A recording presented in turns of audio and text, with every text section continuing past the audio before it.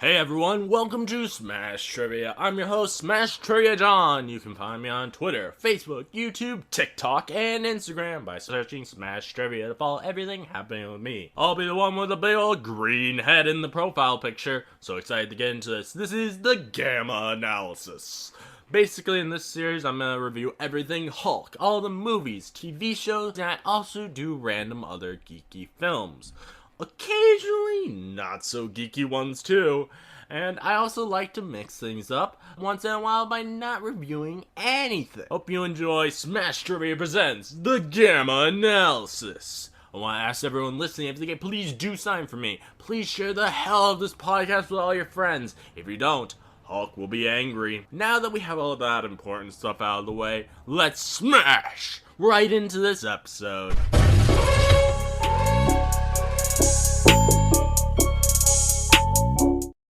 Hello, my Gamma friends. Today I'm joined by Jesse from the Ultimate Circle podcast. How you doing, Jesse? There you go. Thank you so much. I'm doing well. John, how are you? I'm doing well. I'm very excited for this episode. We're doing a double feature review is of both Ready or Not and Mayhem. Yes.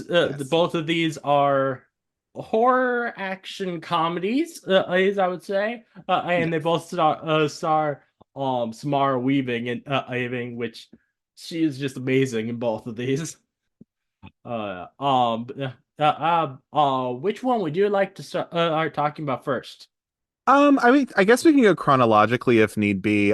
So I think with Mayhem first. But Okay. yeah, I guess what do you I So guess Mayhem's what do fine. you think about Mayhem in terms of the movie and, yeah, what do you think about it?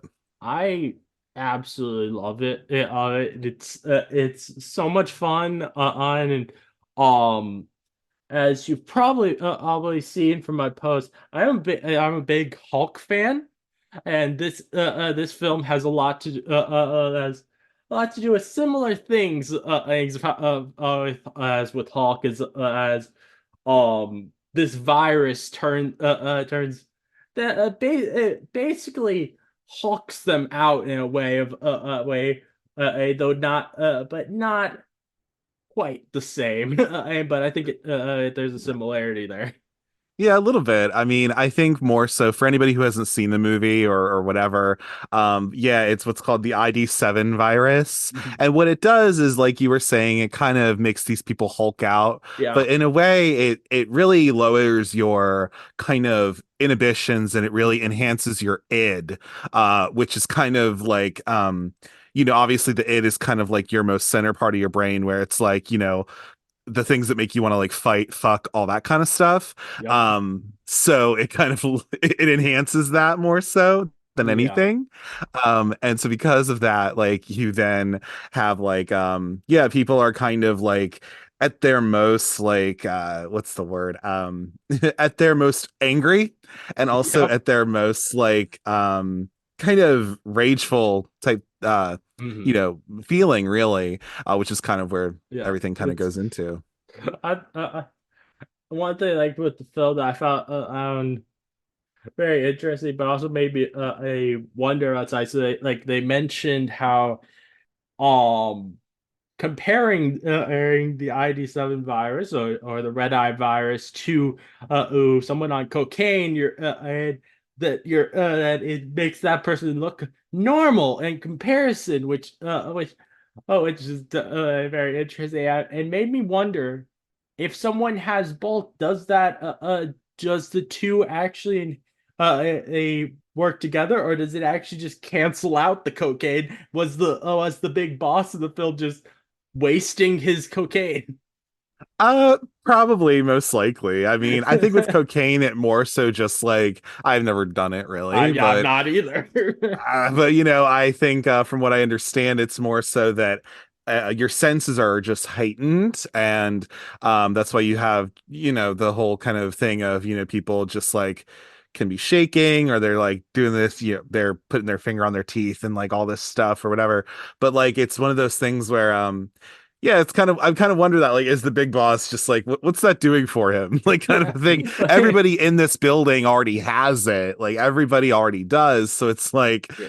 what is this guy doing? You know? Oh yeah. Yeah.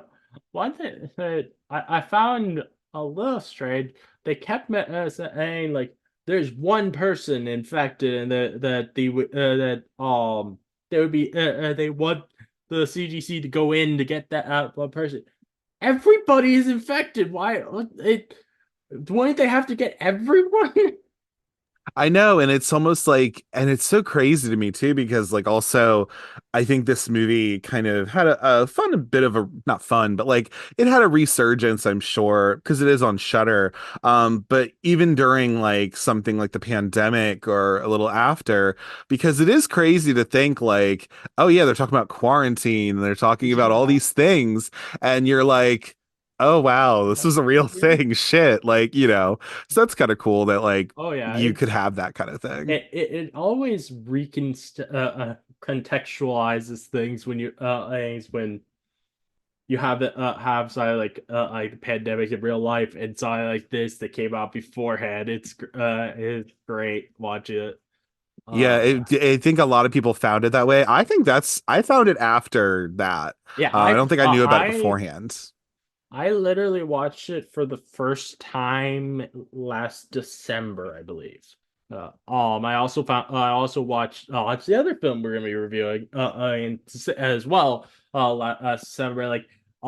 So basically, what happened was I went on this like binge of like every night I was watching different random horror films for like a week straight, and I found both of these. I was like, oh, I'll try these out. These sound like fun. Yeah, totally. I think for me, like, I mean, because that's just what I do in my daily life, where I'm just like thinking, okay, what can I watch or whatever. Mhm. So for me, I watched this in June of 2021. Then I watched it again in October of last year, and then I just watched it a couple days ago for this podcast. Mhm. But yeah, I think like, if anything, yeah, it's like trying to find random stuff to watch or whatever. But yeah, I think for me, I think this was honestly the first Joe Lynch movie I'd seen either. Had you ever watched any of his other films or anything like that before Uh, Mayhem? I'm not sure. Let me look up his films. Yeah. I'll kind of give you some to start with. So, have you ever seen Wrong Turn 2, Dead End? No, I have not. That actually is pretty cool. It's like a late 2000s it's the second Wrong Turn movie, and it's about these people who are in a reality show like kind of production, and Henry Rollins from I don't remember the band he's in, but he's in it. The chick from not Jessica Biel but Pepper from the Texas Chainsaw remake, the black gentleman from I think Final Destination 3 is in it. Yeah, it's like it's a good time. I personally really liked it. But there's him. Have you ever seen the Knights of Badassdom with Peter Dinklage? I want to. I haven't had a chance to see it yet. I watched it in college. Back in oh Yeah. Jesus, this movie came out in 2013. It's probably when I saw it. And I don't even remember it to be perfectly honest with you. But go ahead if you want. I Yeah, mean, like I don't know. it just looks absolutely ridiculous. Yeah, And anything that's absolutely ridiculous catches my interest is for sure. films. So I want to see that at some point. What about Chillerama? I haven't ever heard of that, so I'll have to look into that. Yeah. Um. Another one that I would like to see of his films is his newest film of Suitable Flesh. I've heard that Yeah. that's a really fun time. I think it is. I recently watched it on Shudder because I don't do screeners. I don't get screeners like that. Whatever. But but it came out on Shudder finally, and I'm a Joe Lynch girl myself. I do like him, and I think he's actually a fairly decent filmmaker. And Suitable Flesh is a good time. I liken it to if you like things like Reanimator or From Beyond or those kinds of things, because it is a Lovecraft story. Um, well, you know, Lovecraft's a whole other thing, but if you like those kinds of films, because this I think was supposed to be done by the gentleman who passed away, unfortunately, I think it was Stuart Gordon or somebody. He was supposed to direct something like this before he actually, passed away, but. I think Pseudo Flesh is a good time. Like it has Heather Graham, Barbara Crampton, the one kid from what the fuck is his name? Lewis. I think he was in some movie. Or no, he was on a TV show, wasn't he? I'm not I don't sure. remember. Jonathan Sheck, who actually is kind of from my neck of the woods in Maryland. He was born here and he grew up like in the same county I lived in, which was weird. So I'm like, okay. It's a good time. I would definitely check it out if you haven't already done so. Uh, um, I'll definitely check that out. I haven't ever seen in Reanimator before, but I want but that's another one that I would like love to see at some point.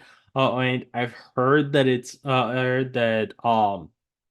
there's a lot of similarities between it and another horror film that I absolutely love. Have you ever heard of Onyx the Fortuitous and Talisman of Souls? No, I have not heard of that. It is a very niche ace indie film that I which is one of my last reviews that I did on my podcast, but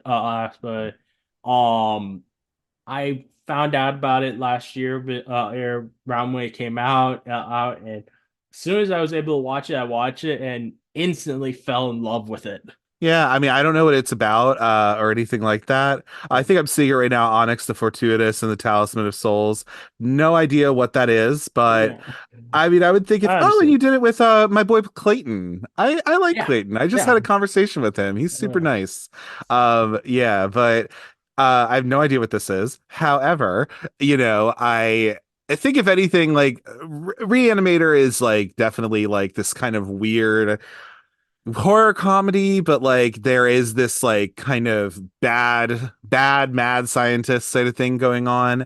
But I don't know. I personally really like Reanimator. I like the first one. I've seen the second one and it's fine. I have not seen Beyond Reanimator though, but okay. Jeffrey Combs does have a certain place in my heart.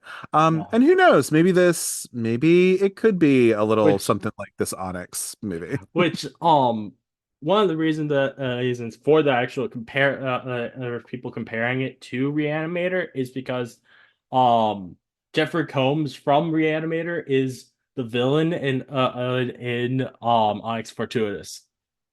Gotcha. Okay, gotcha. Yeah. That's fair. Yeah. Yeah. I I really love everything about Mayhem. I definitely hated the villain, but I was supposed to hate him. Yeah, Yeah, you're supposed to hate the big boss and all that kind yeah. of stuff, right? I think one of my favorite scenes in the film has to be when we have the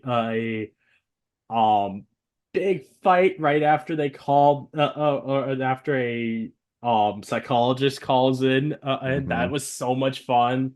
Yeah. And um it's great. It's great seeing like their when they come they actually get to the different people's offices to fight them. It's those scenes are absolutely hilarious. Yeah.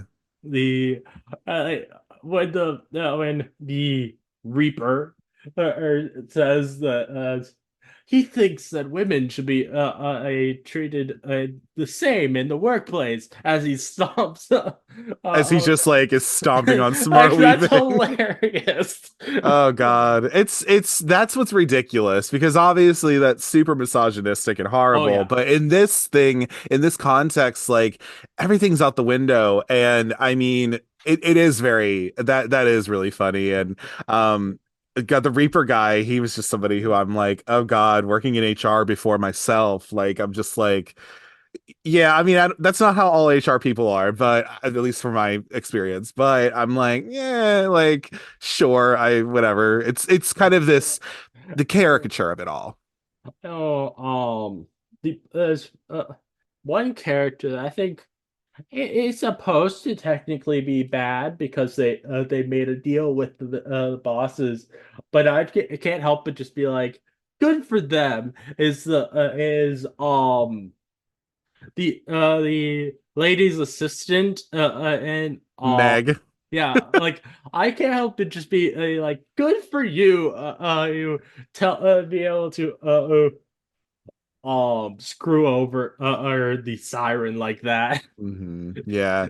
And it's I like the also thing too. I like that in this universe, everybody hates Kara. Like everyone hates the siren. Like nobody likes her. Oh Like the Reaper is like, I hope she dies promptly. And like yeah. everyone kind of has this thing of like nobody really likes her, but like we all know that she's that bitch who knows like office politics. She knows how to like she just knows how to deal, and that's why how she's gotten to the level she's gotten as a director of operations. So in this situation, like I like how everyone just hates her, but I do like that too, where like because you think like, okay, I'm going to give you my key card, because the whole thing is that they're trying to get up to the nine, the Hmm. board of directors, and they've vanquished the Reaper, the HR guy. Their next thing is Kara, which is on a floor of some sort. And she's like, okay, well, I guess I'll give them the key card if they're gonna try and take it, blah blah blah blah. And then like literally Meg just like puts it in the microwave and she's just like, fuck you. Like, and I kind of love that because I'm just like, I don't know, like as an Yeah, assistant, you're like, yeah, fuck my boss. Like, I hate you. yeah, Like, it's like not saying you have to hate your boss, but I'm just Mhm. saying, like, no, I would have hated Kara too. I probably would have Oh done the yeah. same shit. Kara was the worst. It was the worst. Oh man. One kill that I particularly found really funny was when when and Stephen Yen, Derek, Eric, kills the enforcer guy by spitting the pepper or spray back into his eyes. Oh yes, That yes. was I'm trying to remember if great. that was him, but yeah, it was either that or it was yeah, the enforcer guy. You're right. The guy who's like the security. And this is near the end Yeah. of the movie. That all happens. Yeah, yeah, you're right. You're Oh right. yeah. Not the HR guy, but like the guy's like his like muscle where he beat the guy beats up everyone for the boss. Yeah, that Yes, guy. yes. Like I loved it. I loved that. It was like I've never thought of someone trying to use their mouth to have to catch that and then spray it back into someone's eyes. Oh, I loved it. It was so good. I mean, I think one of the deaths that I really liked maybe was like, oh gosh, I'm trying to think. I mean, like I don't know. I did kind of like I liked Kara's death because she got what was coming to her. You Oh know, yeah. like she just and then like I just like how they're communicating with the board of directors and it's like showing like Kara like her head like she's dead and she got killed and like her head is just like her head's still on her body but like she's dead and like it's just on this treadmill that she was walking on like earlier that day Yeah. because of course she would but yeah I also think this movie as somebody who has worked in a I don't know about you but like I've worked in a corporate setting and all that and I've had perfectly fine experiences I guess but like, I think this movie, I think so many people kind of connect with it in a way because like it really does feel like that sometimes. Like when you're in a job that you really don't care about, you don't really like that much, but you're doing it to like because you've gotten to a point where you feel fine, you might hate it, but like, but you know it's crushing your soul pretty much. Makes sense. And all that. So I just think that I think that's why a fair amount of people like this movie because you can kind of connect with it in that way. And you can be like, yeah, I know that kind of person. Because you have these different archetypes. You have like, the HR guy who's like the Reaper, even though really Mhm. somebody who worked in HR myself, HR is not the one who fires you, your manager fires you, but like HR has Mhm. to do the other behind the scenes work, you know what I mean? But there's that. There's, like I said, Kara, the bitch who kind of got to her level because she just stepped on a bunch of people and knew how to deal with office politics. Hmm. You have like the assistants, like the first one in the beginning of the movie, and also Meg, who are just kind of these lowly people, but like even they get their own thing where like Meg gets to you say like fuck you, Kara, like I'm gonna go and like better myself or whatever, which is Yeah. cool. And then yeah, you have like Stephen Yoon's character, Derek, he starts bright-eyed bushy tail out of law school or whatever, and then he's like, this is like you see his progression to how he just feels dead inside, but Mhm. this is him being able to kind of fight back from that kind of feeling you can get when you're in a corporate setting that is just stifling. And then he gets freedom at the end, which is really cool too. Oh yeah. So I really like the archetypes that are set up in here. And I also think, from what I understand, with Mayhem, this movie was very personal to Joe Lynch because he has had to do that before. He has had to, work within big studios, and kind of have to do that where he maybe wasn't as fulfilled. And also, fun little fact, I don't know how old you are, John, but do you remember the G4 channel by any chance? No, I don't. So the G4 channel was a channel back in the day before it would show like cops and cheaters and stuff like that. And it was just called True TV or whatever. G4 was the video game channel. So all the video game stuff would show on this channel. So they had like Attack of the Show was one of the most popular ones, which was like this ridiculous, crazy show, very, very late 2000s. Anyway, but Joe Lynch actually, before he became a filmmaker, worked at G4 as like the creative director. So he Oh. has had like corporate experience working job like that. So I'm so certain in my heart of hearts that it probably came a little bit from like him kind of aping on like, yeah, no, this is what it's like to work a corporate job and it can fucking suck sometimes. Mhm. But I think that's what Yeah. I think that's what I really like about this film is, when you've worked that kind of job or you are in that kind of job or like whatever, you just feel like, oh yeah, fuck them. One thing I thought was funny that I appreciated with it is, if you look at some of the people in the background, they don't have a red eye. They're just choosing to do this. Right. Well, I mean, sure, like, Yeah, it's not something that hits you yeah. right away, but like maybe some of them weren't infected and they were just going along with it, Yeah, and like why I the could hell not? absolutely see people doing that, if this Well, were you're real. trying to live, right? Like Mhm. everyone else is out to, and the whole thing is that you aren't held responsible, I think, for when you have the ID7 Oh, virus or whatever. now did they did they say like that after like that 8 hours, the people who are affected are just no longer affected, or That's because how long why it'll else? take. That's how long it'll take for like the thing to like help get everyone not infected, I guess, is what it was. Because I was thinking like 8 hours seems like a really short quarantine. I know, right? Like you're just like, oh, Uh, okay. Yeah, but I'm pretty sure that 8 hours came from let me look in a note real quick. Yeah. I think it was more so that it was like oh yeah, a neutralizing agent was released in the building with an estimated 8 hours for the virus to be obliterated. okay, So that 8 hours is the quarantine because they're releasing the makes thing to sense. make everyone okay. Makes sense. And yeah, I think that there's only one character that I remember in the film that didn't get to have a moment for them of their own, which is um the character that I don't even know what the name of the character was, but um the girl that that Derek helped at the beginning of the film, and then who told him about this mess up happening, and like after that scene of her telling him about it, I don't think she appears again. I don't think she does really either. That's either probably Jenny or Brenda or some person. I think she was just kind of a Hmm. throwaway character, really. But no, I that's fair. And you kind of wish, but that she would get Yeah, more. Yeah. like, yeah, I was just thinking like, like everyone else in the film seems to have like moments of their own, but her but just randomly her it seems like she didn't get really anything, and it felt like she was going to be a big character at the beginning of it.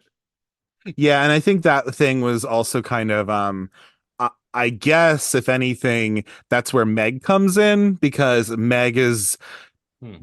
working a different job. She's still an assistant, but she's working under someone who has more power. So like, but I think as somebody who has also kind of been an assistant before as well, it's one of those things where you kind of yeah, they both have the same kind of job. It's just depending on what you're doing, I guess. But yeah, no, that's fair. You Yeah. kind of wonder like, Oh, I wonder what happened to that girl. yeah. Yeah. One that I really enjoyed. It's a really simple moment, just of Melanie, Samara Weaving's character. Or she's just holding her staple gun and going dun dun dun dun dun dun. Dun. She's just like, yeah, she's humming like Megadeth or whatever. Like I Oh yeah, loved that. That was yeah. hilarious. Yeah, she's like scoping out the bathroom to like make sure nobody kills Derek or something. Like that is so funny. I also like when they're in Kara's office and so him and Kara are talking, like Derek and Kara are talking, mommy and daddy, if you will. And anyway, so they're talking to each other and she is yelling for Meg and she says Meg. And then Samara Weaving Melanie's character, she's just like, yeah, Meg. Like she's making fun of her the whole time. And Uh, it's so funny. That is like oh Samara yeah. Weaving. First off, Samara Weaving is an icon, a legend Oh in the yeah, moment. Okay. I love Samara Weaving. I've not seen a single thing she's been in that I did not absolutely love. Oh my God. Like literally in this, in our next film we're going to talk about, Yeah, the opening of Scream 6, which I am not the biggest so I like like the Scream film, but like I didn't love 5 or 6, right? I went into the theaters and saw those bitches. But like I was mid on either of them.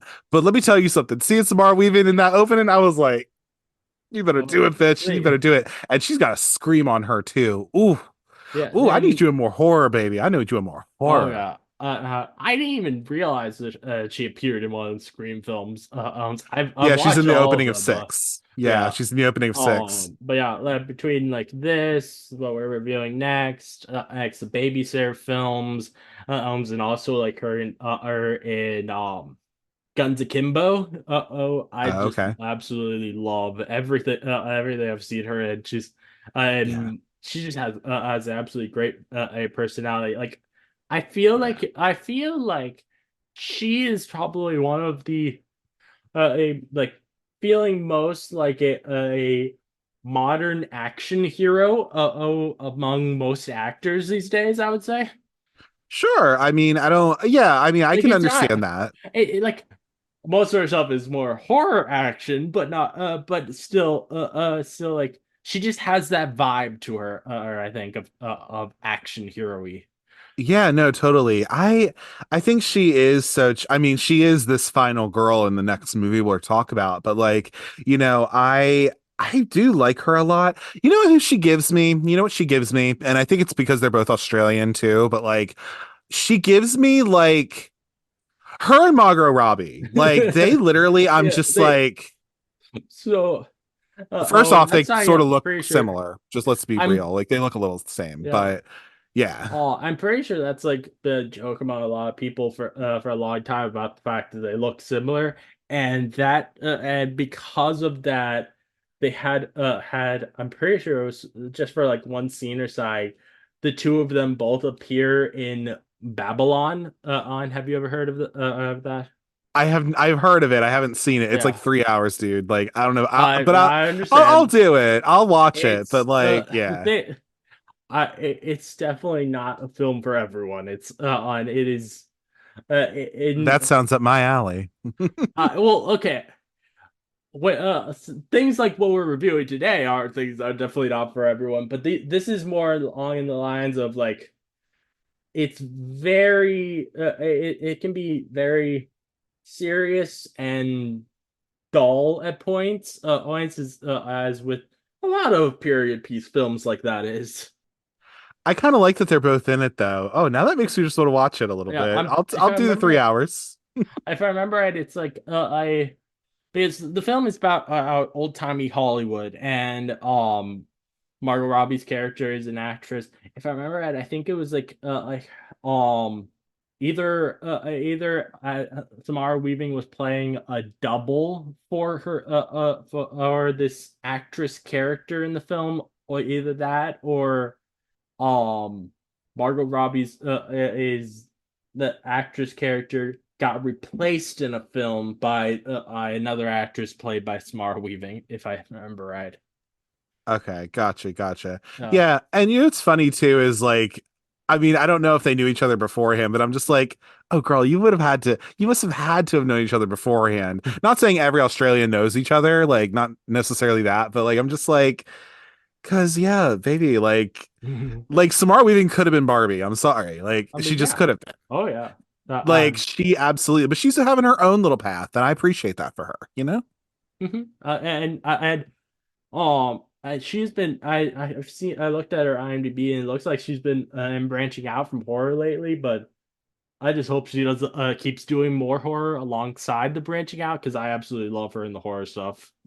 Yeah, I do too, and I really want her to do more horror stuff. And you know, sometimes we get those babes who do that, which I love. And you know, they if anything, they still like the genre. They just want to do more, So and I'm not mad at it for her.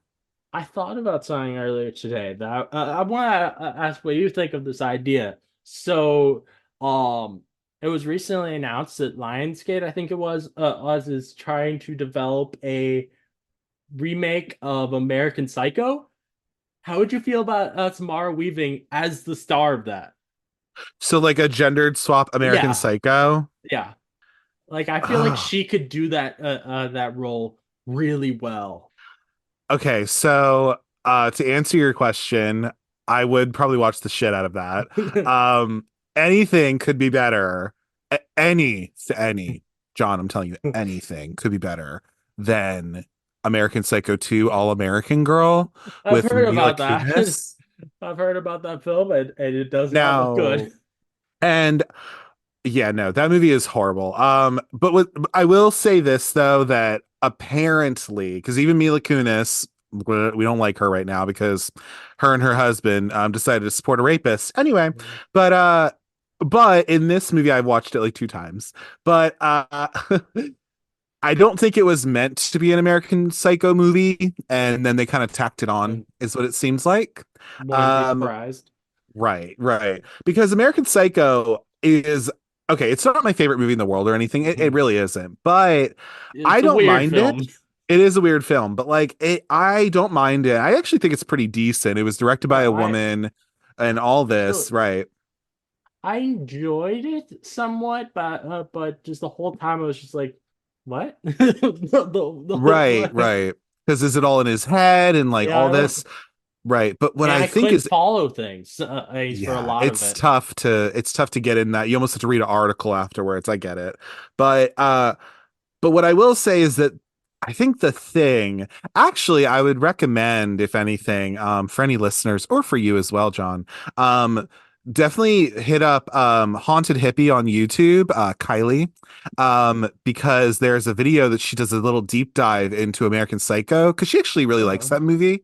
But she deep dives into it, and all of this good stuff. And the thing about it is, and I kind of gleaned from her episode, her little review on it, or review slash like deep dive of it, that the thing about, and Chelsea from Dead Meat, that's one of her favorite horror movies too. But the thing is like, I think Samara Weaving could work for that. And the reason is because Patrick Bateman as a character is a fucking loser. Like he's not cool, like at all. Yeah. But he is kind of touted as being in a weird way, but it's like no, he's not cool like at all. And I think like Christian Bale I I think, think did such a good job oh with that yeah. role. I But like I think if anything, like you got to show this woman who would be, you know, Patricia Bateman or whatever, you got to show her as like oh, she's not cool. Like she's not like somebody to aspire to be. You know what I mean? So Hmm. the tone would have to be there where if they're gonna remake it at all ever, because the fucking book is like written by a gay man and like it's misogynistic apparently, whatever. Apparently a lot of people like the movie more than they did the book, really, which I kind of Which get. is, But like, yeah. I mean, if the problem with the book is it's misogynistic, I so they like the movie better. That seems like a weird reason It when is weird, when right? the movie is very misogynistic. It is, but it is, but the thing is like I honestly, and I will say this a million times over, not saying that every woman director is like prolific and amazing, because there are some shitty women directors, I'm sure, but the way that she did that, Mary Harron, like it works. Like it just, because Oh, yeah, yeah. there is a lot of that, and you're just like, how do you do this? But like, I really do think like, you know, if anything, like the tone has to be there if they're going to do a ever gender swapped thing of Hmm. that, which would be interesting to see. Why not? Yeah, I mainly just like I thought of it as like of as she can do that crazed as kind of character and also we've seen her covered in blood and it looks amazing. Absolutely. And I think like that's the thing with Patrick Bateman is he is a goddamn psychopath. So you need somebody who can also play a psychopath. And I feel like in a way, I feel like Samara Weaving could absolutely do that. Yeah. Oh, like it's a film that like I know a lot of people they don't they needs a remake and I would be fine if it didn't get a remake, but if it's gonna get one, I think doing something that I like I gender swapping it with a amazing actress like Samara Weaving is definitely the way to go to make it be a little bit different. I think so too, but I think also it's like, how do you translate that into being a woman, and what does that look like if you're going to set it in the 80s as well? I just kind of Well, wonder about those things. I'm pretty sure what I read said that what they're planning on trying to do is it being a modern day thing. Okay. And it's just So a matter of putting it in modern times and kind of yeah. seeing what you can glean from that as well to Oh be yeah. like, yeah. But I'm all about trying to find I'm all about, what is it, the House of Psychotic Women. I'm always into that kind of thing. And I always want a movie where it's like, is this woman going crazy or is she not? Or is she doing this or that? Uh I want to see other things with, women leads and all that, Oh yeah. So I always Yeah, want to see people taking definitely. risks. Definitely. Is there anything else for the day that we should talk about with Mayhem before we move on to the other film? I don't think so. I will also say, if you want to spend a fun 2 hours, um, I would also recommend watching the Joe Lynch interview he did on the Dead Meat channel, Oh, because I've watched that a couple of times. And for any listeners out there, yeah, Joe Lynch just seems like a really cool dude. He's friends with that James and Chelsea on that channel nowadays, but I think that it's really interesting to hear him talk about film because you can just see how much of a lover of the genre he is. And nice. it's just a good time. So to kind of wrap up with Mayhem, and he talks a little bit about like some behind the scenes stuff with Mayhem and all of that, which is really cool That's too. really So I cool. would Yeah. highly recommend. And also maybe check out the commentary he did on Shutter as well, because they do have that on there. All right, nice. Nice. Definitely check that out. All right, so let's get into Ready or Not. This film I also absolutely loved this film. It's so much fun. Like how I so for this film, how I actually like found it was I was told that I would probably like this as I was enjoying a lot of like house related horror films back in December I remember and I asked on Twitter does anyone have any a suggestion for me and someone and suggested this and so I watched it and I fell in love with the movie. It's so much fun. Yeah, I also for me, it looks like I watched this. Funny enough, I watched it two times, once recently for this podcast, but then also apparently I watched it in February 2022. So I watched it in February's, which is fun. Um, Okay. yeah, it did. I gave it a 5 when I first watched it. And all I said was just please marry me, Samara Weaving, even though I'm a homosexual man. But I don't care. We can still do that. And it brought down like to a 4 for me. But I will say, yeah, I do think this is a good time, you know. I recently actually just saw a review. It was from a couple years ago from a YouTuber, the Misfit Pond. He has really cool content as well, um, but he does not like this movie really at all. Oh, And you know, fair enough. Like, I'm not going to say you have to like every single yeah. movie. Oh, yeah. Um, Definitely. yeah, and I think a lot of what his criticisms were, you can check out his video for it, but you know that there isn't much passion behind this, and you know, yeah, there's a lot that you could go into about this, but overall, for me at least, in my opinion, I do like it. I think it's a fun time. It's not blow my mind amazing Mhm. necessarily. I get it. However, I do think like it's a super good time. And Oh, also, I yeah. mean, I can only And, Smart Weaving's right there. Come on. oh, yeah. I gotta like her. Yeah, oh, yeah, definitely. And I just like with Mayhem, I love her character in this. As um, two other characters I really liked in this were Daniel, and which is I'm pretty sure the good son, uh, and Fitch. I found Fitch really funny. Yeah, the Butler guy. No, Or Fitch no, is yeah, you're right. The one guy. Yeah, you're right. Fitch is the let me I pull the picture. It's this He I think actor. entered, yes, I think he entered the family. I don't think Mm, he got married to one of the yeah, he got married to the chick who keeps shooting people. hmm Yes. Yeah, there's actually yeah. So he got married to this like who keeps shooting people, and which I did not. I didn't love that character, but she was really funny. I definitely hated Daniel's wife. Like she's way too into this. She's beautiful and gorgeous. Oh my God, so beautiful. But like, yeah, no, she was I don't know, she was definitely a weird one where you're like, girl, you're a little too You're, you're a you're like, little whoa, too you're intense. yeah. Why do you want to do this so badly? Not even the rest of the members of the family want to do it as badly as you, except for the creepy old lady. Oh no, Aunt Helene, we love her. Oh my God, I love her so much. But yeah, no, she is definitely on Aunt Helene's. She and Aunt Helene are like right on the same page, but everyone else is like, oh Uh, God, like, you know, they have a little bit of their doubts.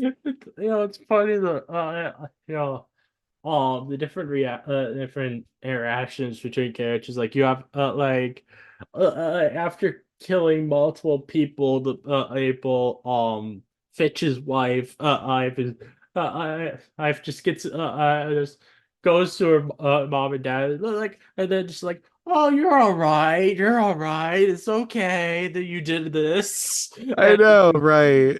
And there's all but they also they're very okay with telling Fitch that they don't like him. It's like, God, they're just like, yeah, fuck you, what pretty did much. Fitch Yeah. do to make you I not like know. him? I know, right? And of course, like Annie McDowell in this movie, who plays the mom in the movie. I mean, of course, she's like beautiful and gorgeous, but like, you know, yeah, it's just like one of these things. And I think also because she married into it, didn't she? I think she married into it. I Um, think so. Yeah. yeah, because the dad Um. was there, but she married into it. So yeah. Mhm. Uh. It's funny how like start of the film they make it seem like these masks are a part of everything, and we just find out later. Oh no, it was just the '80s. No, they just say it's just for the presentation. Nothing to do with it. They're just wearing them because it was the 80s. Why not? Yeah, I'm guessing that I'd the head of the family back then was a fan of slasher films, so he decided to do that. Maybe. Maybe, Since slasher perhaps. films were are big in the 80s. I know, right? They're just like, well, I guess we'll just do this. Why not? Yeah. Yeah. I Um, back to the Emily, her name is, the daughter in the movie. It's mm, funny because like she's in this film, but I also just covered earlier on my show this month, I covered a movie called Nurse 3D from 2014. mm. And she's also in that movie. She plays a preppy HR lady.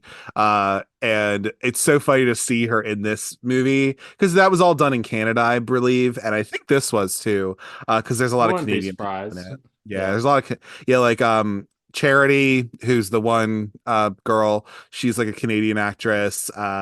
Melanie Scrofano, who plays the Emily girl, she's also Uh, Canadian. So yeah, it doesn't surprise me at all. Kristen and Braun, who played Fitch, is I know is from Canada.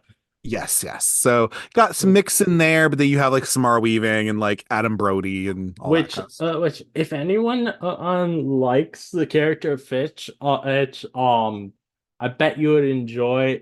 Christian Braun on is also in a TV show called Orphan Black, and his character in that feels exactly the same. I haven't watched I haven't really watched Orphan Black, but okay, cool. Nice, Yeah. nice.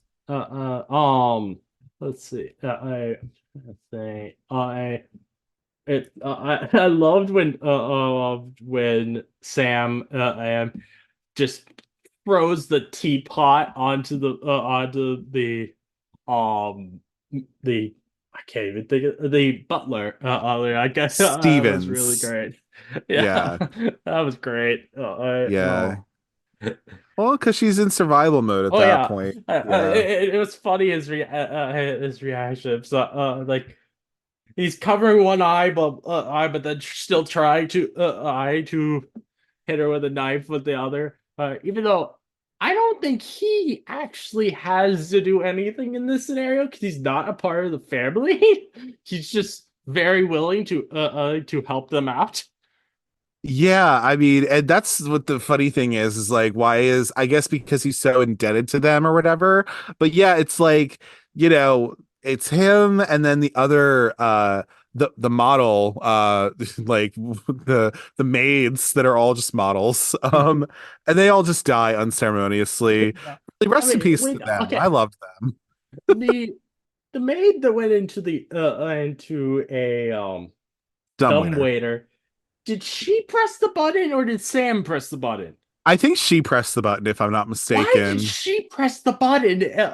I was Because so plot. dumb. Like I don't know. She just I don't know, man. Like I That just was so funny. she didn't mean to, but Uh, oh well, now she's cut in half and dead. yeah, yeah. Oh man, I loved when Sam broke out and she gets to the road. Someone just drives past her and she has this really long insult towards him. Like that was hilarious to me.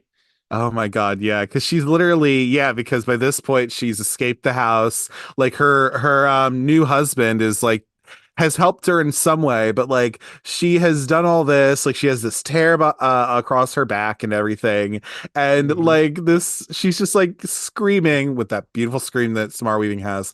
Um, she's like screaming, and then she just yeah, like this guy just like passes her, and oh, just yeah, it was a Uh, great string of no, insults. something I was thinking about earlier today, while watching was so I feel like they you should before actually marrying someone on I would say would want to try every possible like other way of doing a quote unquote marriage to make sure that, see if one of those that you can just get away with it like it kind of seems to me like it's supposed to be like Christian marriage and so I would be like I'm gonna try to do the most unholy holy marriage possible. We're gonna make sure we don't have gender norms with our with the people that next to us. We'll have a woman be the person marrying us. We will make sure that things being read are not what you would a normal marriage would have. Heck, instead of having people in suits, we'll have people in superhero costumes just to make sure Hell it's the yeah. most different from what from the normal thing. I also I would have my family at it if they're like this, and it's just every possible thing to make it so it is would be considered unholy to make it in hopes that maybe that won't uh, LaBelle won't notice it. I know, right? Because you end up finding out at the end of the movie, um, that really, I think it's all for Satan anyway. So Yeah, you're kind of true. like, oh, like, okay, fine, Mhm. I guess.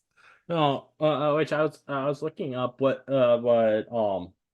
LaBelle means, and apparently it's apparently it is a Hebrew anagram, and it's supposed to be that would mean in English as the demon themselves or the demon itself, something like that. Okay, yeah, that makes Uh, sense. which it's between in it being signed from Hebrew and them saying Hail Satan is what made me think it's probably supposed to be a marriage in the eyes of God is why odd. So I would try to I would make it be side God would not accept. Yeah, he's not coming anytime soon. He's not sanctioning this whatsoever.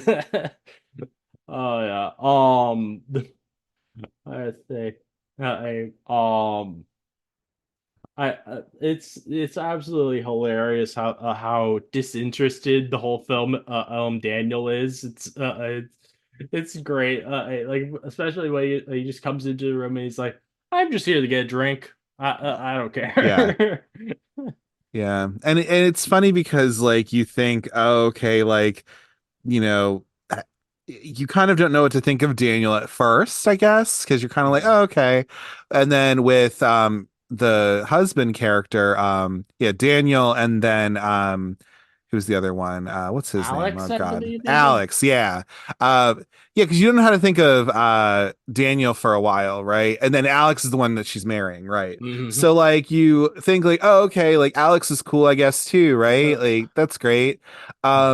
And then you find out that he's not, and he's a scrub ass bitch, you know what I mean? Oh yeah. But like Daniel was actually the real one who just was over Mhm. this whole thing.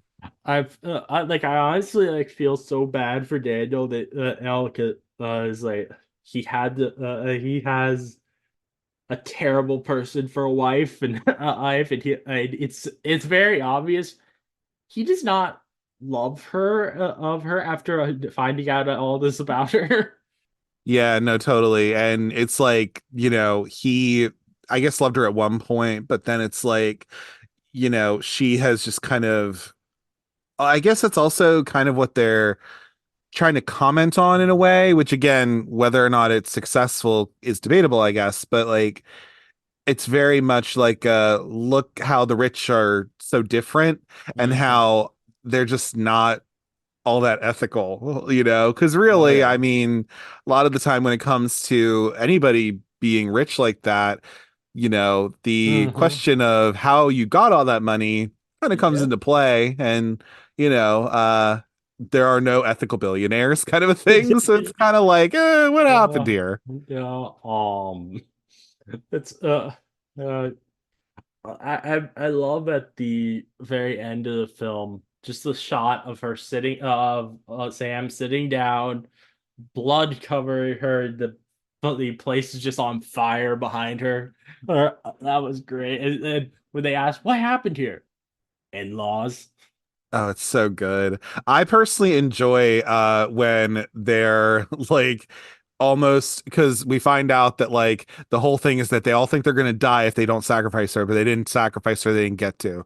And I just love how like there's a scene where she has like scissors and she just already had her yell when she's like all this, but then like Daniel, or no, not Daniel, Daniel's dead by then, but Adam, he's all like trying to do it, she's just like you know, and I just love that. It was just very funny to me. It's these little Uh, details. oh yeah, it's great.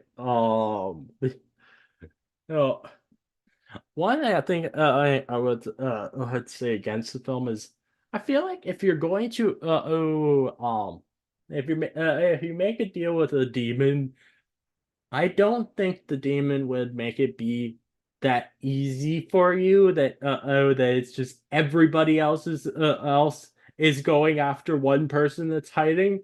I feel like the demon would have wanted to make it be more of a challenge for them. Obviously, in this particular time, it ended up being a challenge, but normally, I'm pretty sure it's not a challenge really at all because of how many people they have. So you kind of wonder, like, why does hide and seek have to be this way? Like, really? Like, what I'm the like, hell? I feel like I if I were the demon, I would be like for this hide and seek, you have a disadvantage, not the other way around. It's out, and so and make it so it's harder for them to be able to survive each year or each time someone enters the family. Yeah, no, totally. And yeah, and what's crazy about it too is that like it's a game of chance, really, which is funny because it's all about games. But like it's a Hmm. game of chance because like literally like I think one of the people, I think it was the coke addicted girl, but like I think even Fitch was like I had to play like old maid or something. Yeah. And all they had to do was play old maid, but like just so happens Hmm. that Grace chose hide and seek, you know? It's like Yeah. ugh. And like it makes me wonder with the other games, is it simply there's only actually Bale only cares about when they're doing hide and seek, or is it or would they also die if the new person joining the family beat the rest of them in backgammon or the old maid or checkers? Exactly. You're kind of like, where is it all coming from? Which again, maybe wasn't as fleshed out, but like that's fine. Uh, But yeah, I think it also ties into like the beginning of the film where you see Daniel and Adam as kids, and that was the last time they played hide and seek. yeah. And so now it just so happens that like this time playing hide and Mhm. seek is, you know, the whole crux of the film. Oh yeah. No.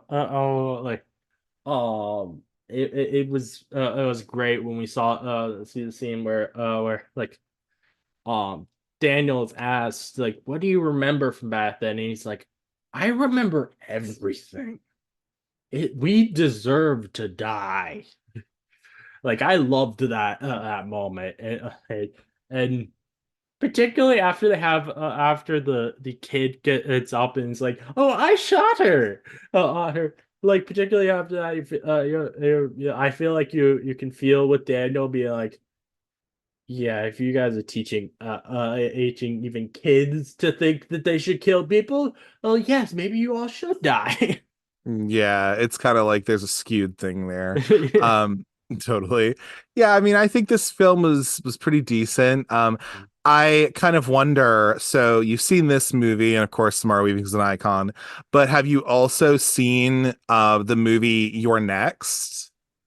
Yes, I believe so. That's the one where they have people are trying to break into a Yes. house. Yeah, I watched that the same week. Like I watched these. I absolutely loved that as well. Yeah, it's a good one. I really like that one too, because there's also Which uh kind of this like comparison people make of it. And Barbara Crampton's in that one too, which is really wonderful. mhm.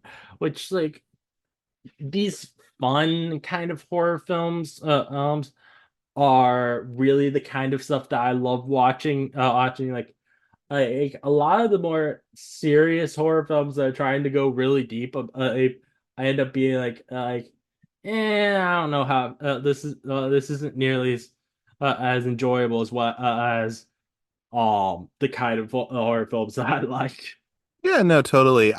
So are you talking about like the things that are sometimes it feels like it's like a literal 90-minute metaphor kind of a thing? Yeah, it's not, Is that what you're talking about? things like though I think it was made well, but sign like Midsommar, are or a lot of A24 horror films where it's like and just anything where they're trying to I do something really deep and it just feels like to me like a little pretentious instead of just trying to have fun with the concept of horror and like those films definitely have a place and they are made really well. It's just things like this so like Ready or Not, Your Next, the X Mayhem are more the kind of taste that I have for horror. Totally. I can understand that. And I think like if anything, I definitely can understand that. And I think with A24, it's not that they just do horror. They've done Oh other yeah, films as well. obviously, Yeah. like, and I love a lot of A24 films. Right. I liked Midsommar, are in that I think it's a really well made film. Right. But I think just the kind of feel of films like that, where it feels like they're trying to make something Oscar worthy instead of just having fun with the idea of horror and doing something not really Yeah. unique and stuff. I go off of also with those films, especially of Ari Aster's, because I haven't seen Beau is Afraid yet, but I'm planning to. But with Midsommar and Hereditary, I mean, I do like those films, but they're definitely different Mhm. things, and they are horror. But I also think, like, especially with Midsommar, that's very much a breakup movie that just so Mhm. happens to have a cult element in Yeah, it. Um, and then with Hereditary. That's a mhm. and what you say with Oscar bait, I get what you're saying, but I also don't think that those would have I mean, unfortunately okay. they were never considered. I don't think. Okay, I don't. When I call things Oscar baity, like it's like I don't actually think of that as a bad thing. Just that there's a kind of feel to them that's to them where it's more trying to be a serious and it's not actually trying to scare you or you. It's supposed to be deeper, more drama to it, and it's not a bad thing. It's just there's certain films that give off a feel like that to me. Sure, I can understand that too. I mean, like I said with Hereditary, for example, it's yeah, a horror film, I guess, but it's also just a Mhm. deep it's a family drama at the end of the Oh, day, like more so than it is like, horror. It's just that there are horrifying elements in it. And then with Midsommar, yeah, it's like a that's more of like a breakup movie that is mhm. also like it just so happens Uh, that it I takes think, place with a cult. So, mhm. but I get what you're saying. And then also things like The I think, Lighthouse, like what the hell is that? yeah, Like I think I've found that I find more of these like fun horror films that I really enjoy lately from more indie stuff off versus things that are more mainstream are aim lately are the ones trying to be really deep and that's and and like I actually kind of like that because it's getting me to watch more indie stuff. agreed. Yeah. And it's always kind of been that way, I feel like. So, for example, like yeah, I do think a lot of these films like Ready or Not, Mayhem, Your Next, there are some fun things in there, but it's always cool to see other films like even Yeah. back from the day, it's like I Mhm. love something like Night of the Creeps. Like that movie is so Oh, fun I and so yeah. seriously, I'll have to check that out. I know Yeah. I I watched last October and I ended up absolutely loving this film from either the 80s or the 90s called Night of the Demons. I Oh, really that one enjoyed is that. amazing. Oh my Mhm. God. Night of the It's Demons is such it's a badass movie. it's the exact kind of campy horror that I love. Yeah, absolutely. I'm right there with you. I also really like it too. I'm gonna do an episode on it probably later this year, but Yeah, Night of the Demons rocks. Don't watch the remake. It's not that good, so don't worry Like about it. I don't care much about watching the remake, but I probably will at some point watch like the sequels that to the Oh, you can watch those one. probably. I've because Three, those things look yeah. like they're also just as ridiculous as the first one. Apparently three is garbage, but apparently two is not terrible. Okay. So I haven't seen them, but I love Night of the Demons, so I own It's that, good. and it's good. Yeah, like Night of the Creeps, I think is also really fun. It's like alien stuff a little bit, but it's very aware. It's kind of aware of itself, and I think it's Nice. done very well. But Mhm. yeah, I can definitely understand having fun with horror stuff. I also sometimes think with like even something like House of Wax from 2005.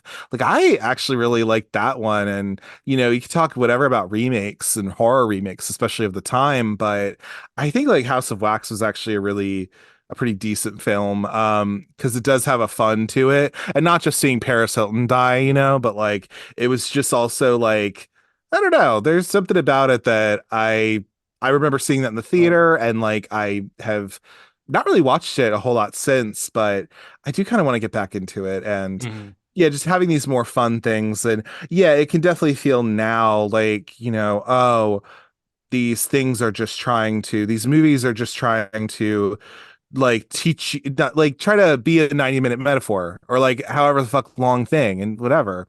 But But, and there can be a place for some stuff like right that, now, but I think it's a matter of like how well done it is. mm, Um, but also I think it's really cool to see other people doing really cool stuff too. I just watched on Netflix recently. I just watched a movie called They Cloned Tyrone on Netflix. That movie like I've heard a lot of ripped. good things about that. Yeah, that movie ripped because it's all black cast pretty much. Kiefer Sutherland's in it as like the villain, I guess. But yeah, it's a wild ride, and but you can see that like this was a movie that again has this like diverse cast of black folks, but also like there is so many like kind of homages slash like reference to like black exploitation cinema and all that kind of cool stuff that you know Mhm. but again, that only came out on Netflix, and you kind of wish like, why the hell can't something like that come out in theaters? And it's also just hopefully being able to see other things. But you know what? That's also the business that's Oh yeah, changing. yeah, It's definitely. like I don't go to the cinema You like know, that, so it's like I'd rather watch something on streaming, and hopefully it'll be good. And if it's mhm. not, then you're like, well, I guess I just wasted some time. Whatever. Yeah, yeah, definitely. You know, another one that's some other ones that are along the lines of films like this or your next that extra mayhem that I really enjoyed. I and both of these are films that I included in the list of films that you could choose from. Um, Vicious Fun and The Night Sitter. I those are also were ones that I watched for the first time back in December, and I absolutely loved those. Vicious Fun is about this out a horror blog writer who accidentally goes to a meeting of serial killers, which was really fun and on Okay. and The Night Sitter was about out this person who is pretending to be a babysitter to steal from this family, but while they're trying to steal from this family,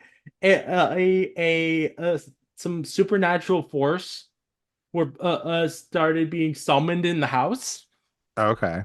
Yeah, it's like both of those like they're so much fun on and um I found that a lot of these like fun on little horror films are that I really enjoy.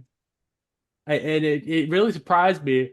Like I just keep finding these on Tubi of all places. Right. TV is kind of amazing in that way, where Yeah. you're able to kind of have like even so for example, like I watched however long ago, I don't remember how long ago, but I watched Terror Train, the remake that they did on Tubi. Uh, And have you ever seen the original one from the I 80s? I've never seen either. I've never heard of that. So it's so the original one is with Jamie Lee Curtis in it, and it's from the 80s. These college kids end up, what is it? They end up going on this train ride on New Year's Eve, I think, and then there's a killer on the train and all this. So there's that, but then also like this new one that they did, is pretty much that, I guess, but like it's a little bit different because it's modern times. But Tubi, it's a Tubi original, so they did this, and then they did Terror Train 2, which does not exist in the original movie because whatever. But yeah, it's very Canadian, because there's a lot of Canada people in it, but I actually, honestly, I'm not the hugest Terror Train person like the original. Um, and to be honest, I've seen both, and the remake was not that bad. Like, really, Nice. like it's to be quality, I guess, quote unquote, but like, Hmm. yeah. But I also love, good old shout out to I Hope You Suffer. That's a wonderful podcast out there for Nice. kind of bad movies and stuff. Nathan and Kit and Katie, they're great people. I've had Nathan on my show, but but even some of the stuff that they've seen or like talked about, like I don't think they've talked about Terror Train, but like I want to watch Shark Side of the Moon. Like I want to see that. That just seems like it's cool. It's a to be original. Why the hell not, you know? Nice. Uh, a film that I watched very recently that I ended up having a lot of fun with.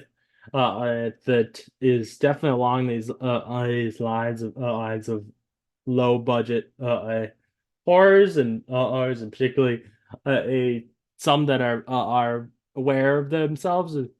Um, a film called Bad CGI Gator is hilariously weird and weird, and it makes fun of horror tropes and particularly bad horror tropes, and and it ended up being a lot of fun and you it uses the a bad CGI killer gator in some pretty funny ways. I love that. That sounds kind of good. Yeah, I'm also here for any kind of like shark movie. Not all shark movies, but I mean, I do have a special place in my heart for Santa Jaws, of course. But yeah, some of the like weird ass shark movies that they have. Um I've watched some of the Sharknado movies, and yeah, I could take or leave those, to be honest. But yeah, I think that kind of speaks to just like, I think being able to have like these people go out and make something cool, you know, and you know, when you don't have to necessarily answer to a studio, you're kind of doing it independently. I do think there is some value to that. Whether the product itself is going to be good or not, it kind of varies, but Hmm. you know, subjective. It's so subjective. What is good, kind of a thing. And also there's that's, I think, what then turns into you know, these kind of like underrated movies or these kind of cult films, if you will. You know, and yeah, and then you wonder sometimes, you're like, yeah, these things like went under the radar, or they were independent and nobody really knew about them, but then you watch them back and you're just like, this was rad. I just watched a movie in December, and it's from the 80s. It's called One Dark Night. And that was do you know who Tom McLaughlin is by any chance? No, I don't. Okay, have you ever seen the Friday the 13th movies? I've seen in a bunch of them. I haven't seen all of them though. Okay, have you seen part 6, Jason Lives?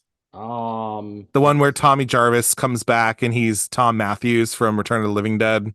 So let me see real quick what the last one I watched was. I think it was I Zombie know that Jason. I don't think I've seen in that one. The last one I saw Okay. was A New Beginning. Oh, okay, the fifth one. Yeah. The fifth one, you know what? I will say, I actually like the fifth one. What did you think about it? Like I think it was all right. I the Yeah, it's not amazing, but yeah, amazing, but for having for having one that doesn't have Jason in it, I thought it was all right, and I thought yeah. they did decently trying to make it feel unique Mhm. among all of them so far, are what I've seen. I And agree. I agree. The side characters in that movie are the ones that are so interesting to me because that's where you have Demon and his girlfriend, the guy who like gets killed in the little porta potty, who's the brother of the little black guy at the camp or whatever. Like played by Miguel A. Nunez, we love him. Um But then you also have like the two leather daddies that are like driving somewhere. You got them who are like absolutely a gay couple. You have the guy and his crazy mom. You have Lana and her like coked out boyfriend. That whole movie, like, ugh. I actually kind of liked A New Beginning. Like some people hated it because it's the not Jason one, but I don't give a fuck. yeah, Anyway, back to Tom McLaughlin though. So Tom McLaughlin directed the sixth one. Good movie. And One Dark Night is just like a movie where, it came out and I don't think it was like hugely notable or whatever, but it has like you know who Jennifer Tilly is, right? You must hmm know. yeah. Do you know her sister? Do you know who her sister is? I don't think her sister, but I'm looking right now and it's Yeah. Meg Tilly. Yes, Um, she was in Psycho 2. She was also in the 1993 Invasion of the Body Snatchers.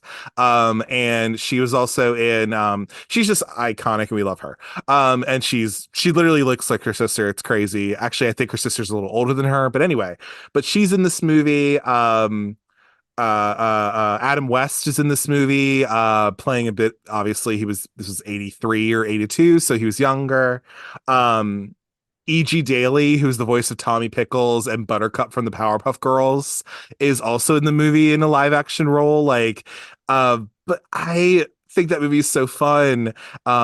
It's just this girl who, is staying a night at a mausoleum and there's a prank going on and all this shit. But anyway, it's a weird ass movie. And I just kind of wonder, I'm like, this could absolutely get a remake nowadays. Like, you know what I oh mean? And yeah. like, maybe they could do something cool with it, and I don't know. I think it's also just a model of like how we do things now. Like cinemas are kind of like, unfortunately, it's a business that's struggling and you Oh kind of yeah. hope that like horror is always kind of there as like horror movies a lot of the times will make money whether they're good or not, because we do want to go see stuff, we want to be able to support this cool genre, right? But like also it's this thing of like, is it going to be quality, and is it going to be something worth spending your time and money on, you know what I mean? And so sometimes it is a lot easier to just throw something on Tubi or to hmm have something going right to streaming. But then you look at these things and sometimes you're like, wow, that was a whole piece of shit. But then also it's like, there's some cool stuff. Like I would love if they put like Day Clone Tyrone in theaters. Like that'd be so cool. Like, it's that and like or even you also saw it last year. I didn't see it in theaters, and maybe I'll watch it at some point. But Talk to Me, like, obviously did super fucking well. Um, so it just shows that like it's a weird business of film. You know what I Oh mean? yeah. Definitely. Um, I think that there are a lot of films that are like streaming those where if they did put them in theaters, like they would end up being very successful. Hmm. But it sadly, the studio didn't have enough faith in them, so they just dropped it on a streaming service, Yeah, which is that's sad. true. Yeah. And it's so weird with some stuff too. Like for example, people really I don't know what you thought about the movie Smile. Did you see Smile by any I have not. chance? So I actually like Smile. Kevin Bacon's daughter is in it. Kyle Gallner, my love, he's lovely. He's in it. Did you ever watch Scrubs ever? Did you ever watch that show? No, I haven't seen that. I've wanted to because it does sound like it's a lot of fun. Yeah. I've You seen know, the dynamic between Donald Pfizer and yeah, whoever that Faison. other guy is.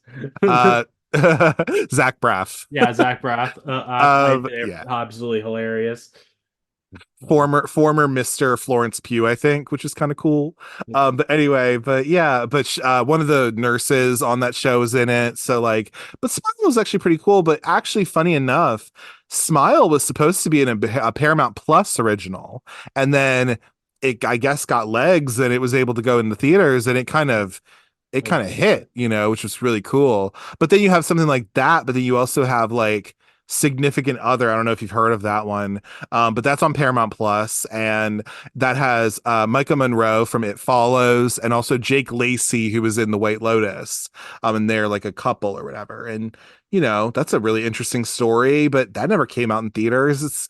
It's always Yeah. just weird of like what will hit and what won't, and Hmm. you know yeah, and it's unfortunately it's all about money nowadays Oh and not yeah. necessarily all about talent, No, you know?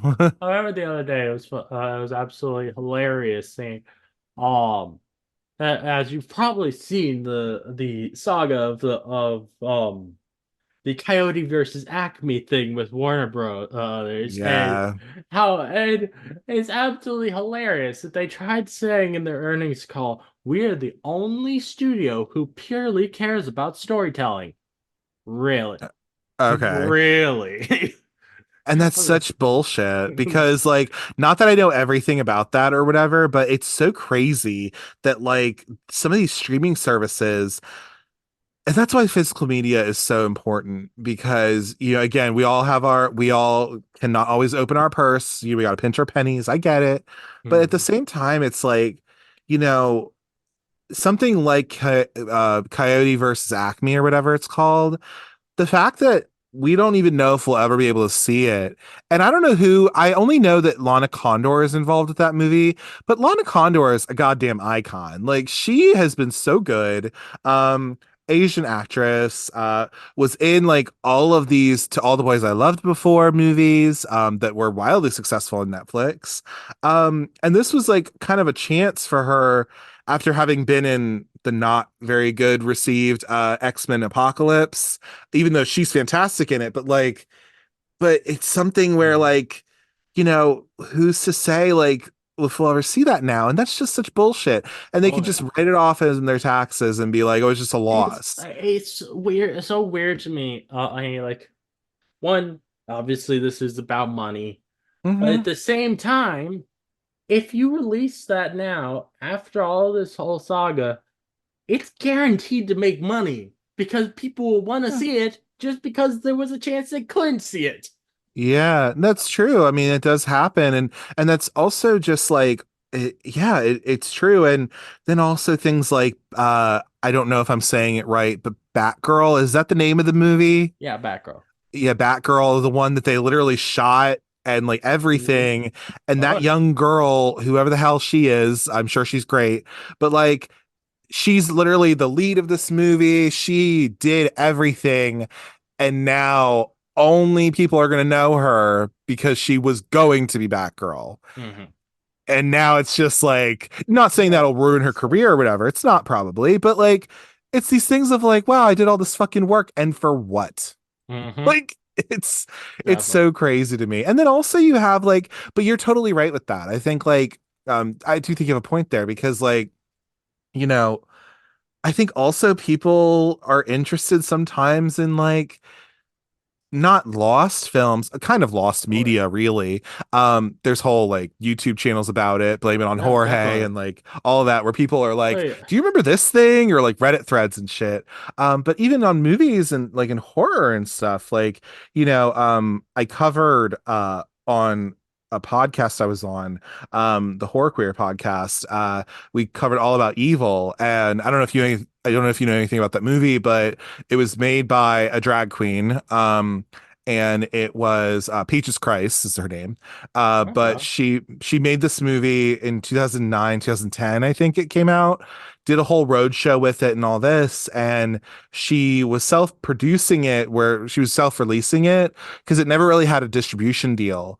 And then literally it literally went missing for years. Like unless you literally had that early DVD, nobody really knew about this movie. It has Thomas Mhm. Dekker in it, Cassandra Peterson, Elvira, Natasha Lyonne. Like, there's some heavy hitters in that movie, and it kind of just went away for like years and years. And unless you were in the know about it, where if you're like in the queer community or like you just are a fan of Peaches or whatever, you wouldn't know anything about this movie. And then thankfully in 2021 or 2022, I think it was 2022. Shutter was able to bring it back, and I think now it's kind of regained a whole new like of people knowing about it. It then got a release on Severin Films, I think. So it's really interesting to think about these movies that, yeah, like either they are lost, meaning they're Mhm. just out of print and nobody can find them, and it's kind of hard to get them. Some of Greg Araki's movies are also like that, but like there's that, but also like, yeah, some of these things where it's like, what's going to happen to Coyote versus Acme or whatever? Uh, Like, it, you and know, I it don't even know what has that movie's about, but I want to see it. Like, why the because hell not? like I think what would be a massively popular thing would be if say Warner Brothers or any other issue, if they were to create a section on whatever their streaming service is, and Mhm. they just release all of their unreleased stuff in it, I bet they would get a ton of new subscribers because people just want to see these things that they weren't allowed to see before. They Mhm. didn't have they weren't able to see like the I even though a lot of people say it's say they think it's really bad, and they I had and Warner Brothers said that it was unwatchable. If Warner Brothers released the pilot of the live action Powerpuff Girls show, I would watch the hell out of that. I've read the script. It's hilariously weird. And Right.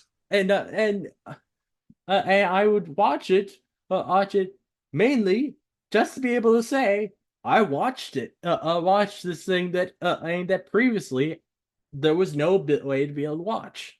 Uh, Exactly. Like you want to be able to see this stuff. And the thing is though, is that, you know, it's so unfortunate that like, yeah, I wish we could see that kind of stuff mhm. or what is it about this Coyote versus Acme movie, for example? What is it about it that makes it a loss? Like why y'all It's released that stupid Space Jam movie? Like what the like hell? Like so from what I've heard, it's most people who've seen it say that it's really good. But the one thing that is probably the reason why they're against releasing it is apparently the film makes a lot of points to call out Warner Brothers in it. And have like in like jokes and stuff. So it's so they're and maybe they're Warner Brothers does not want the world to see a film released by them do that, which is weird because they've already had films that are released that make fun of themselves, like that Space Jam movie. exactly. And then And that has this infamous thing of it's so bad, which I haven't seen it. I'm sure it's bad. But like, yeah, what's the difference? Because maybe actually Coyote versus Acme is just a better movie. Mhm. Like You know? everyone, like literally all of the insiders who have seen it have said that it is really good, and it's absolutely hilarious. And there, but the only people who have said like they have any idea of why it could have been, this could be happening is people say that that the film makes fun of Warner Brothers, and calls out a lot of their shady stuff, which that which I think that's a really stupid reason to not release it. Yeah, because I mean, at the end of the day, like, I don't know. Yeah, it's like releasing that, but also it's like, I mean, but there's still an audience out there for it who do want to see that kind of thing Mhm. and and who want to see the actors involved and all that. So Yeah. it sucks that it always comes down to like the almighty dollar and it comes down to, Hmm. all that kind of stuff. But I don't Yeah. know. It's just it's unfortunate, especially for the artists that are involved in it, because Oh, definitely. it's like, well, damn, like Lana Yeah. Condor is not going to have that, and like she'll probably find something else really Mhm. cool to do, but like, If I damn. was any of the actors, any of the people working on any of these films that said Warner Bros. Is deciding not to release after they've already been finished, I would not want to work with Warner Brothers ever again if I was one of them. Yeah. And I think if any of them are and feel like that, they're absolutely valid in not wanting to. Right, totally. Yeah, and it's like, and they make just so these other stupid movies like what the hell? Like yeah, like they have like John Cena is in it. I mean, who cares? But like Will Forte, Lana Condor, like I said, Mhm. Eric Bowes is in it because he is literally all of Warner Brothers voices. Um, like Mhm. James Gunn helped write this. Who's Dave Yeah. Green? Oh, he did some of the Teenage Mutant Ninja Turtle movies. Like he did one of those. So yeah, like why the hell not? Uh, Like, whatever. The how one last thing I would like to mention about Ready or Not before we end this off is apparently the directors of it are working on a sequel, which is interesting. I don't know exactly how you would do a sequel with this. My only thought for what they could do is make it that um now knowing that this is signed that there are rich people who are signing their souls over to a demon and maybe Sam starts going after rich families is in the and those families have to be hiding while she seeks them out. I think that could be a fun way to do a sequel, but it's an interesting thing that they're actually trying to do a sequel to this. yeah, I personally think that would probably not be the best. I think they have other things that they could Hmm. do. I think Ready or Not is perfectly fine the way it Oh is, and yeah, it doesn't need to be a franchise. it doesn't need a sequel. I'm just trying to think of like what Yeah. they could do since they are doing a sequel apparently. Yeah. I don't I probably would not see that to be Hmm. honest. Understandable. Um yeah, I'd be like, nah. I am interested about what that Abigail movie is gonna be because that is also by Radio Silence. And it has Hmm. Melissa Barrera in it, which is cool. Uh, And again, I wasn't exactly the fan of Scream 5 and 6 the most. It was fine. I mean, Radio mhm. Silence, like they do all right work, but again, whether or not I love their oeuvre, I don't really know.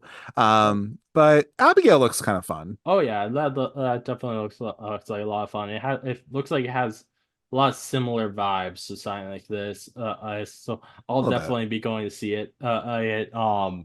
And I also love a lot of these cast members in it. Like you Mhm. mentioned, Melissa Barrera, uh, Giancarlo Esposito, Yeah. Dan Stevens, and Catherine I Newton and just from Catherine Newton, like Yeah, oh Lisa yeah, Frankenstein. like I pretty quickly I grown to love of Catherine Newton over the past few years between like Lisa Frankenstein, her Mhm. being Cassie in like his Ant-Man film, the and also Freaky. Yes. You seen that? I've seen that. Yeah. I'm definitely excited to see more from her. Or Lisa Frankenstein, like that was that like even though I know there's probably recency bias, like I've already decided that's one of my favorite films of all time. I love Lisa Frankenstein. Okay. Yeah, I probably I will wait. Yeah, go ahead. Yeah, it's just all everything about it feels like the vibes that I love of seeing in films. Right. I think yeah, might want to wait for Lisa Frankenstein to like stream or something, which is fine. I do like Diablo Cody, like she is a perfectly fine writer for the most part. I don't mind her writing. And Zelda Williams, if anything is a first and upcoming, Oh yeah. director. And I mean, nepotism is a bitch, but like, I mean, I don't know what she had done before, and I think her Well, being Robin this Williams' is daughter helped her get the job, I'm sure. okay. But I also think like maybe she did do a perfectly decent job, Oh and hopefully it kind of resonates with the people it's supposed to. yeah. Mm. I'm interested to watch that movie, but I also want to watch a movie from the 90s called My Boyfriend's Back because I think some people have said it's like because my boyfriend's back is about this guy who comes back from the dead to like date a girl or whatever. So like Lisa Frankenstein, it's not the same thing, but it I don't know. There's just like Mhm. similar vibes to me. So I kind of want to do a little double feature with that. Okay, nice. Well, nice. Yeah. Um, I don't think there's really anything else to say for this episode. So start winding this down.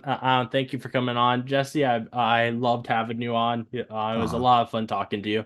thanks. And if you ever want me to come on your podcast, I'm absolutely down. Oh, okay. Yeah, we'll see about that and we'll see It's how all that right. works. Hey, if you don't want me, I'm fine with that coming on too.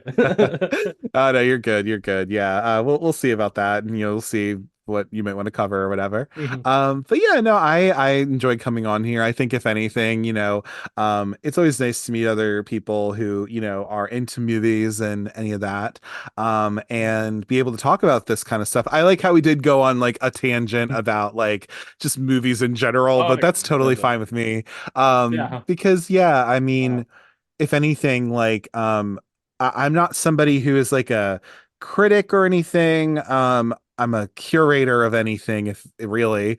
And I'm just some homosexual with a microphone who likes, movies and shit. So like for me though, it's like I just want to celebrate films that I like yes. and be able to talk about things maybe I didn't like as well, just have that kind of eye Mhm. for it. But yeah, but thank you How for I having me though, feel, I appreciate it. uh, how I feel about with like what I do. I would also not call myself a critic. Um, and that's basically because like I just want to talk about everything I love about movies. I don't want like I hate being critical about stuff. It just isn't fun to me. To me like I would honestly just call myself a lover of movies. Yeah. Sure. I think there's value to be critical of things. I don't think there's anything I because you don't want don't. to be in an There's echo not something chamber. wrong. There's not Right. something wrong with being critical of stuff. Yeah. I just don't enjoy that myself. Yeah. So like you notice with like how we reviewed these films, like I didn't have much bad to say about them at all. I just when I watch films, even if there are things that aren't great in them, a lot of times I don't even notice it. Totally, totally. And again, I think it's a matter of I think having a critical eye on things for movies is fine. I'm not a trained movie critic, so Mhm. I'm not necessarily diving into that, but it's just like I think a big thing for me especially is like did this movie hit what it was trying to do, Yes. And that's what I kind of care Mhm. more about. I can talk about like what I think of the cinematography, what I think of the costumes, what I think of the acting, blah, blah, blah. And that's fine. But I also think a big thing is like, did this understand the assignment? Mhm. Did it end up doing what it was trying to do? Mhm. Because I think also too, like sometimes I think a film thinks it's trying to do that and it completely misses. Okay. That also happens as well. Well, So it's like, being able to have that critical eye is cool. And I don't think there's anything wrong with that. But like you were oh yeah, saying, like definitely. you'd want to uplift what you like, Oh yeah, and like all that. I totally get it. I think like we're like how I view how I review stuff. I think of how Kevin Smith has said how he talks about films of it. So he's just like I just want to talk about what I love, and I don't and I'm not I don't like to put down other people's work, and that's what and when you're criticizing stuff, well, yes, sometimes it is definitely valid. You are putting down things that someone else is doing, and that's just not the kind of thing that I like to do. And it's and I've always loved the way that he talks about films, and so I've tried to be like a lot like how he is. Yeah, I don't know much about Kevin Smith. I haven't really watched his movies a Mhm. ton. I'm definitely somebody who like I think one of my favorite directors is, and this probably also has to do with the fact that he's from here, but John Waters is one of my favorite movie directors.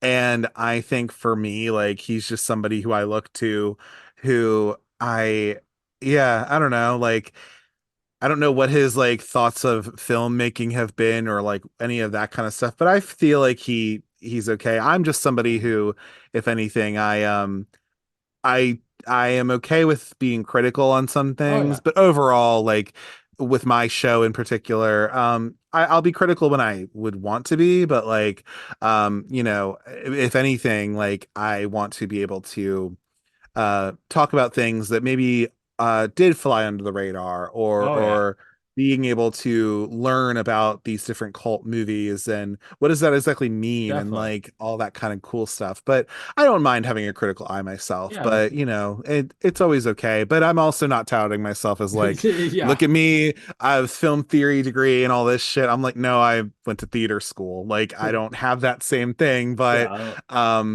I've watched a whole lot of goddamn movies, some really great and some that are not good at all. But yeah. I Yeah, guess they did it. I didn't. I've definitely also seen some films that I Yeah. very much do not like. Where you're like, nah. Like I once watched The Amazing Bulk, which was wow, it was a pain. Oh God. Yeah. No, I watched the Scary on 36 or 63 or whatever. That movie was awful. I watched Uh, Veronica. What the it's fuck's wrong with me? Ah, God. Glenn Danzig, what did you do? Anyway, sorry. it's no, it's all right. Well, again, thank you for coming on. It was great having you. Oh, Oh, thank you. yeah. Is there any final thing you'd like to say before I end this off? Sure.